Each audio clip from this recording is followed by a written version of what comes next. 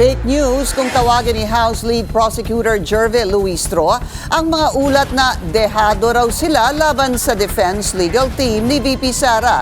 No comment naman dito ang kampo ng pangalawang Pangulo. Yan ang agenda report ni Isaiah Mirafuentes ng Abante. Live mula pa rin sa Senado. Isaiah. Yes, Pinky, mukhang mahaba-habang ang panahon ang tatahakin natin sa magaganap na impeachment trial laban kay Vice President Sara Duterte. Dahil ayon mismo, Pinky, sa prosekusyon, hindi sapat ang 3 buwan para sa trial na sinundahan rin ng defense team. Pero bago yan, Pinky, sa pagsisimula ng sa ikalawang araw ng pre-trial conference ngayong araw dito sa Senado, naging mainit na usapan ng umano'y girian sa pagitan ng prosekusyon at defense team na naganap noong unang araw ng pre-trial conference noong Huwebes. Kung noong unang araw ng pre-trial conference, mainit ang ulo ni Atty. Lorna Capunan. Was there any tense kanina, ma'am?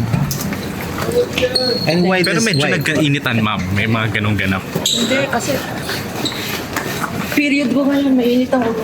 Tila nagbago ngayong araw dahil hindi pa nagsisimula ang ikalawang pre-trial conference, good mood na ang abogada ng prosekusyon.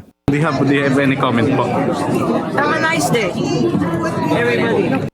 Pero naging mainit pa rin sa Senado ang mga ulat ng umano'y kinain ng buhay ng defense team ni VP Sara, si House Lead Prosecutor at Batangas Representative Jervy Luistro. Pero ang mga bulong-bulungan, itinanggi na ni Luistro. Kung your reaction again dun sa last time ng mga news, was it true po? It's not true.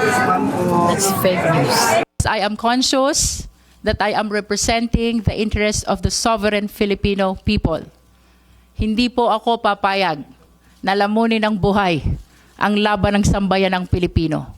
No comment naman ang mismong lumamon daw kay Luistro na si Atty. Sheila Sison. Totoo yung mga report last time, attorney?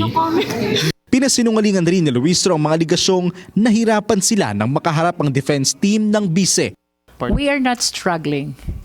We are very much prepared. But as I have said, it has been our position to have this pre-trial conference in an expeditious manner.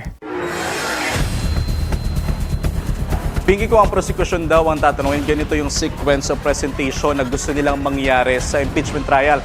Gusto nilang unahin yung grave threats, susundan nila yan ng confidential funds, pangatlo yung bribery, at ang pinakahuli ay ang kaugnay sa unexplained wealth. Samantala, Pinky, ngayong araw rin ipinakilala rin ng prosekusyon ang nilang bagong legal spokesperson na si Atty. Benjamin Tolosa Jr. At siya rin ay magiging dagdag sa bilang ng mga private prosecutor. Pinky. Maraming salamat, Isaiah Mirafuentes ng Abante, nag-uulat ng live mula po dyan sa Senado. Mag-follow sa aming mga social media accounts at mag-subscribe sa aming YouTube channel para sa pinakahuli at eksklusibong mga balita.